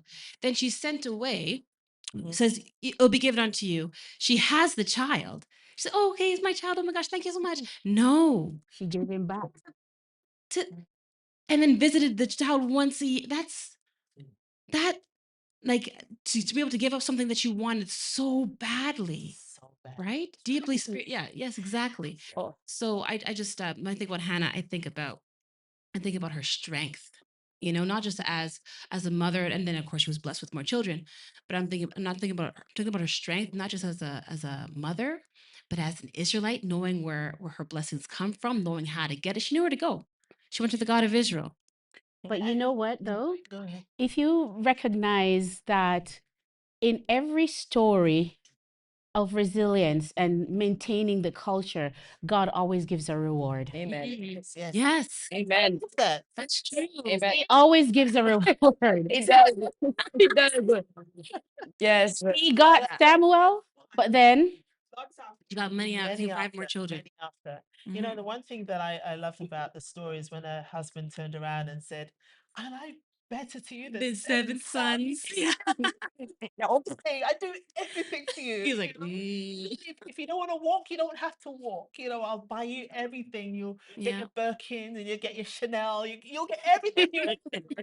So it's like she got everything. It's just like he wanted to spoil her. He loved her so much, but in her heart of hearts, She wanted to be he loved. just could not get over the fact that she wanted a child. I just want to give birth to a child. And gee, my goodness, that was so incredibly deep that she would go every single year to the Yep. temple, every year, and then she would be there and she would be crying and muttering, even to the point where Eli is like, "Hey, you've been drinking?" Yes. You've been Yes. drinking?" It's like, no, Lord, I have not been drinking. she was And then praying. Samuel, how he was blessed, right? Exactly. And then, as you said, you know, the very thing that you It's so dying for. badly, yes.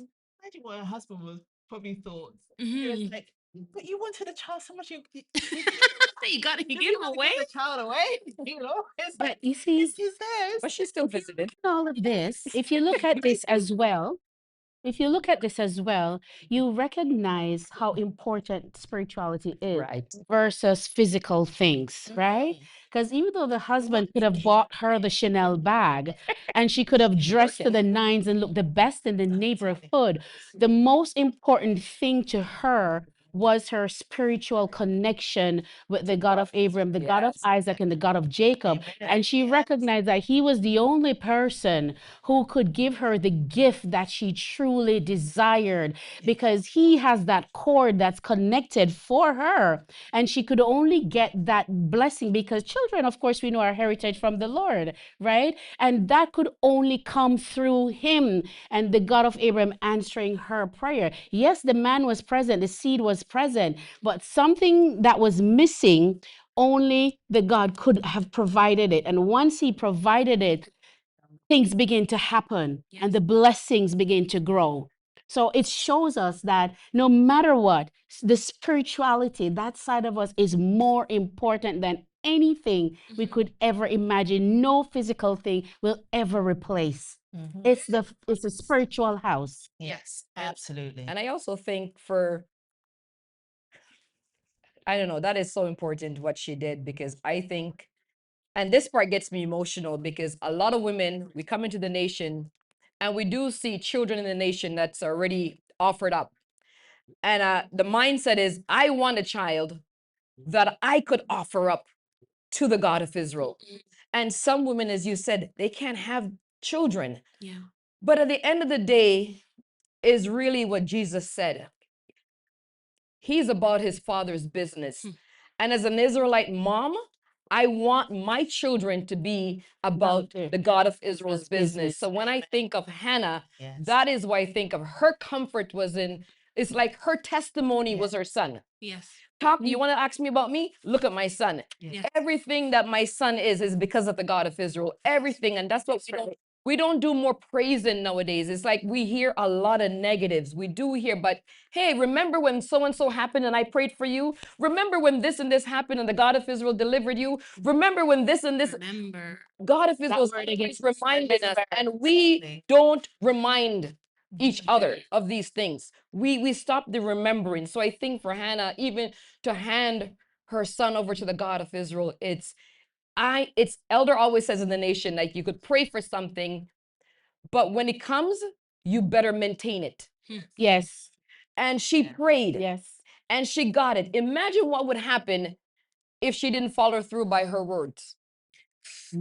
Very Think about heavy. that too. Think of our vows. What would happen even now with people here, there, all over the world? What was your vow? And who did you make your vow to? That is what is our life is about it as Israelite women. I'm Yes. telling you, as I sit here and I'm looking around, and even for Officer Charmaine, like when you ask me to say who is one of those women that you look up to, it is an Israelite woman.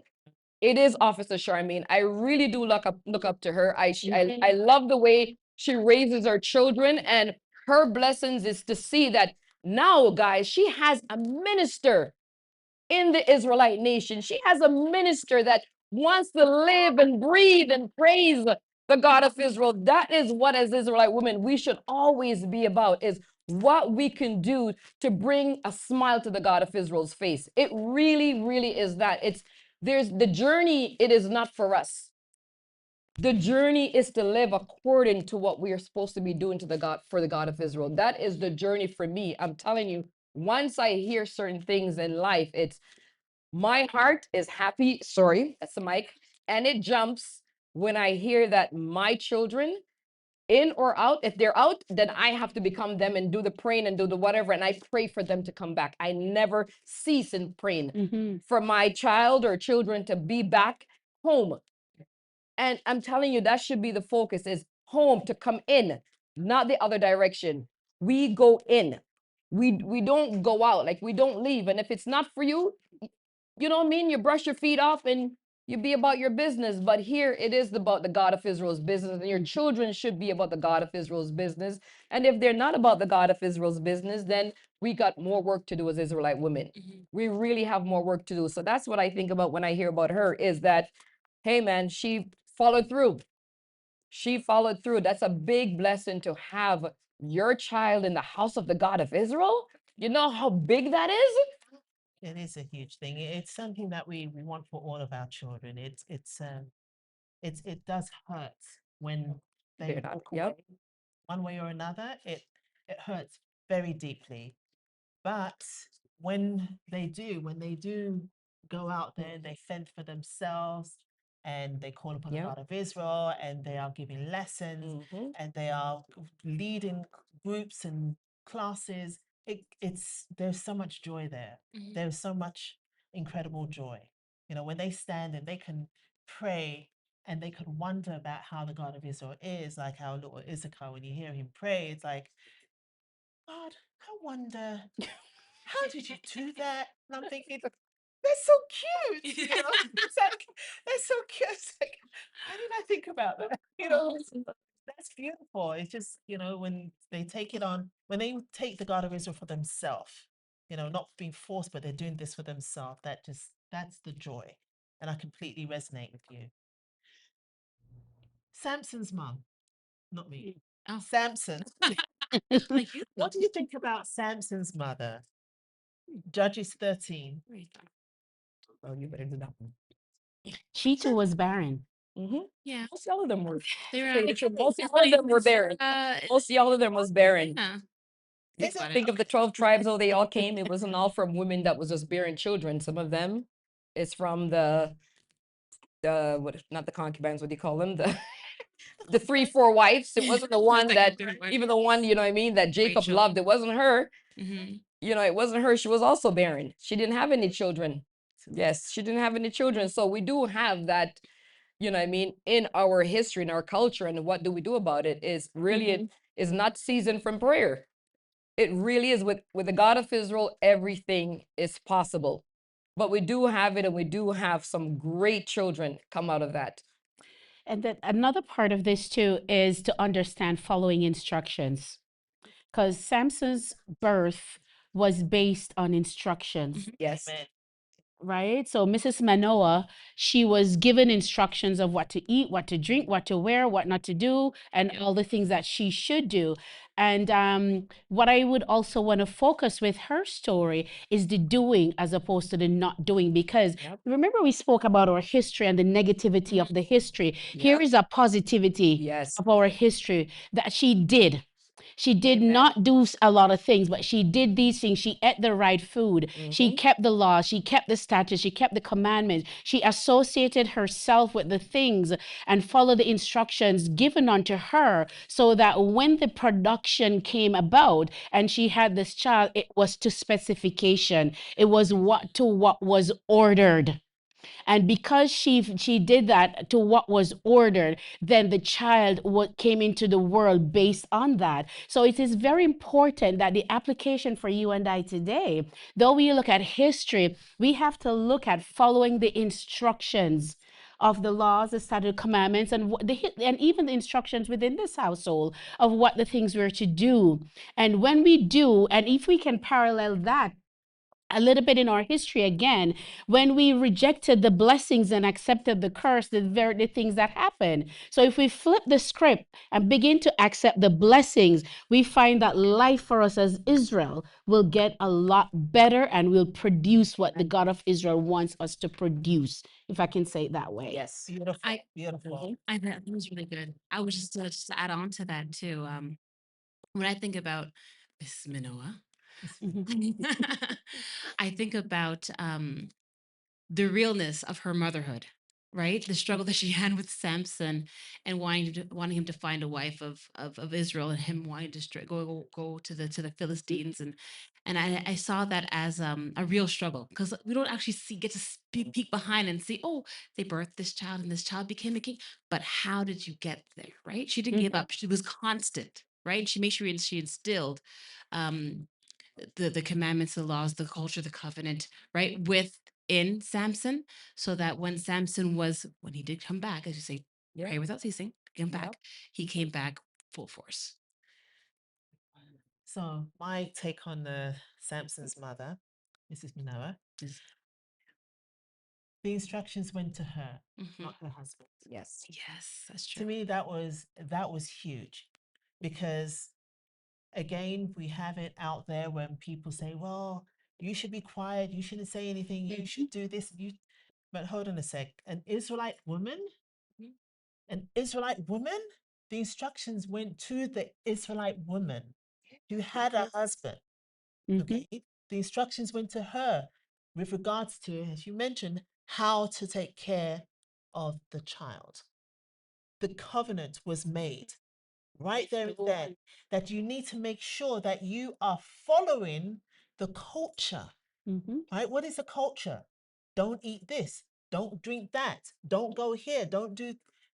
There was a covenant, there was an agreement that was made between the mother and the God of Israel. This is how I want this child to be. And that was the instructions that she was given, and she had to follow the instructions. She had to be obedient. And yes, motherhood was rough for her. Motherhood was rough for her. So it wasn't just about giving birth. It was about all the way it's after those girls again. Yeah. Oh boy. Why does he always go down to the Philistines?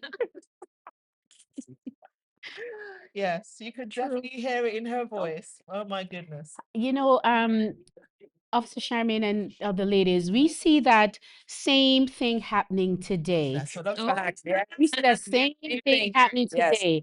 Samson disobeyed and went down to Philistia to go seek after somebody whom he should not have, which turned out to be his detriment. And we see the same thing happening in our culture today. So even though we have this here, the application still is warranted, because yes, we teach our children and we raise them up in Israel, but then they have everything Yes. that they have in front of them, but yet still they go again and take the curse and move away and do things that they're not supposed to do, right? So the thing though is that you would want to look at and say, didn't the mother do this? Because we saw two parallels here again, where Samuel's mom, she did exactly similarly to Mrs. Manoah, followed instructions, had a child. She gave back the child. Samson was also given back because he was a Nazarite. Yes. He was also offered up. He was circumcised on the eighth day. He was a Nazarite following all those vows. He was doing everything. But what happened? What happened to Samson? We can also parallel Cain and Abel. right? So there's a lot of parallels here. One stays, one goes, right? So it's not that as Same mothers, you don't raise your child following the culture. Is that at a certain point in life, the child is responsible for his or her own actions and decisions. And then that child then moves away. But as Elder Sophie says, I still pray for my child, even though they have gone their own way. Yep, absolutely. No, absolutely beautifully said. So we've got one more. What about Holder? Oh, I know it's your favorite. yeah, she's giddy from this. This one is hers. She's giddy from this one. I'm giddy from So the she should whole lead thing. this one. No, giddy So from that the one's whole yours. That one's yours. Anyways, anyway, you know what I love about this. Okay, we need a part two, sure. 5 minutes. Yeah.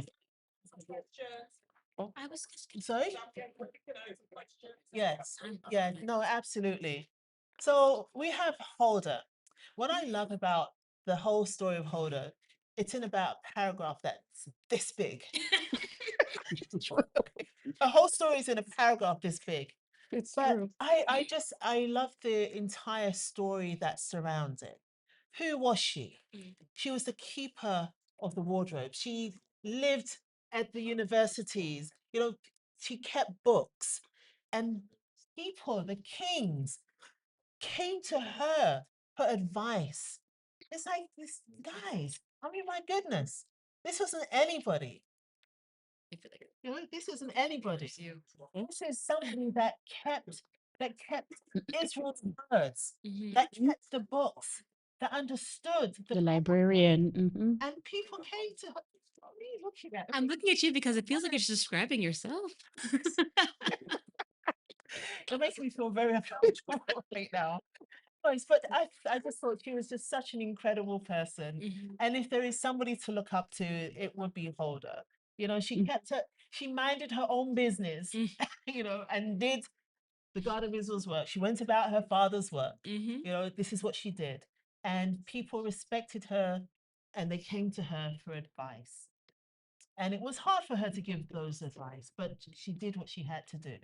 But this is who yes, I do look up to. Yes. She's a very good woman. There are many women in the Bible that have these remarkable talents that never forgot their culture. They never forgot their culture. They knew exactly what the covenant meant to the God of Israel. They kept covenant. They were the covenant keepers, right? They led the way. We had Miriam, we had Sarah. I mean, Miriam, she was a prophetess as well. She led the people with Moses and Aaron. That's right. Yeah. Yes. The family didn't die because of Abigail. Right, exactly. It's like there are so many Esther. things that Jael, Anna. Elizabeth, Mary, we could go on, but these were incredible women. And later, hopefully, we'll have a part two and we can actually look at some of these. I think something I wanted to say too is, Two as I Can we sit have a here. question? Oh, we have a question? Oh, questions are going to be in Oh, part two. yes. Okay, so that's a very good idea. If put your questions in the chat, and Part two. hopefully there will be a part two, and we would address some of those questions. So That's let's see. So what I wanted to say too is, as I sit here, I am in awe and at the God of Israel and what He has done, and I am just going into memory lane as we are a people that nobody wanted us. And He called us and He cleaned us up and He given us all these things. And we wouldn't have known the things that we're talking about now. And I say this to my husband all the time. I say the blessing that we have is we're getting heavenly food. Like you have Jesus the Christ. You have we're named.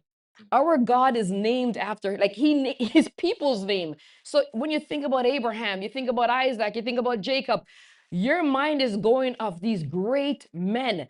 So you're not looking outside like, who's Abraham? Who? Like, it's family. The lineage is family, and everything that we're learning now, everything that we know from I came into the nation, and it's from, okay, you're having a child, this is what you have to do. Okay, you have to stay away from this food. You got to stay away from this. Everything, the God of Israel, we were wiped out of this world. Our name was no more. It still is no more.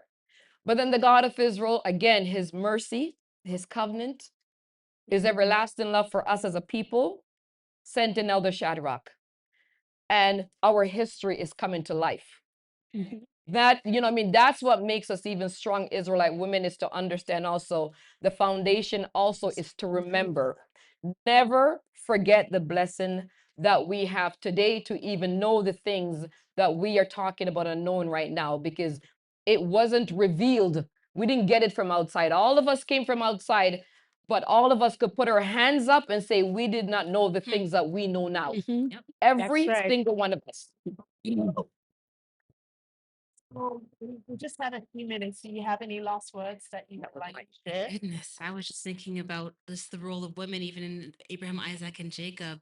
Okay, if I go into that, it'll go into to part two. I just wanted to say that I'm really glad to be part of this discussion, and I hope that there is a part two. Amen.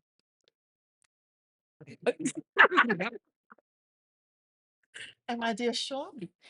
Yes, I'm also privileged to be a part of this discussion as well, and we do need to do a part two so that we can also bring more information with respect to women, and to recognize that within this house, the house of Israel, our women are important. This is the one book that has the accurate history of who our women are. The Amen. other, there were maybe other books that have either been destroyed or hidden or something like that, but we know that there is one book that contains our history, and it's right here, and that our women did play an important role in the past. Our women are still playing an important role today, and will continue to play an important role in the life of Israel and in this house of Israel. Thank you so much. So I just want to say that through all that we've spoken about today, remember one thing, or remember three things. Okay. Culture without covenant is empty.